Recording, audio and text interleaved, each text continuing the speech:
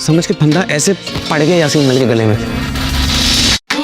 हम ट्रायल के बहुत करीब आ गए थे, हम इतनी मेहनत कर रहे थे, इतनी जद्दोजहद कर रहे थे, इतनी कोशिश कर रहे थे, लेकिन पाकीज़ा का सफ़र तो भी आधा भी नहीं हुआ था।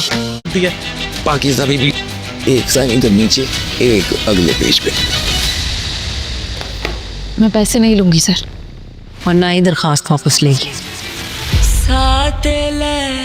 डरना नहीं है तुम्हें, ओ मैं हूं ना तेरे साथ, तेरा भाई। अब तो वैसे ही कुछ रह नहीं गया। पाकीज़ा ने अब सोच रखा है कि वो लाजमी यासीन मलिक को बिल्कुल कटहरे में खड़ा करेगी, क्योंकि अब उसके साथ कोई और नहीं, उसका भाई अकबर और उसकी माँ और बाप दोनों खड़े हो चुके हैं।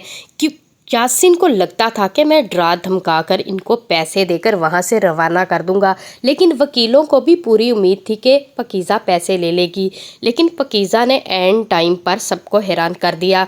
जब वकील ने दस्तखत करने को कहा तो उसने कहा कि मैं ये पैसे नहीं ले सकती, जिस पर हैरान होता है यासीन मलिक, क्योंकि उससे पहले उसका भाई असगर उसे बहुत अच्छे से समझा चुका था कि तुम ऐसे मत करो, क्योंकि जो फंदा हमने यासीन मलिक के लिए तैयार किया है वो उसके गले की जीनत ज़रूर बनेगा।